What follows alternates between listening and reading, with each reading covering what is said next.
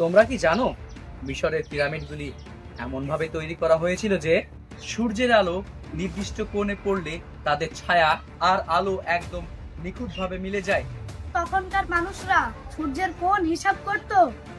শুধু হিসেব নয়, চমৎকার জ্যোতিষবিদ ছিলেন তারা।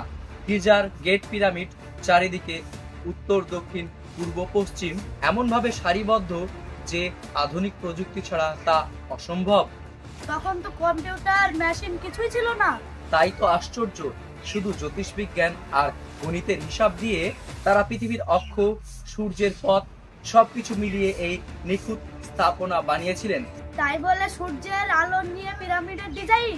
হ্যাঁ, এই জন্যই পিরামিড শুধুমাত্র কবর নয়, প্রাচীন বিজ্ঞান এবং ইতিহাসের মহাকাব্য। আর সত্যি বলতে পিরামিড শুধু বড় নয়, বুদ্ধিতেও বড়। ঠিক বলেছো, ইতিহাস মানে শুধু অতীত নয়, জ্ঞান আর বিস্ময়ের মহাকাব্য।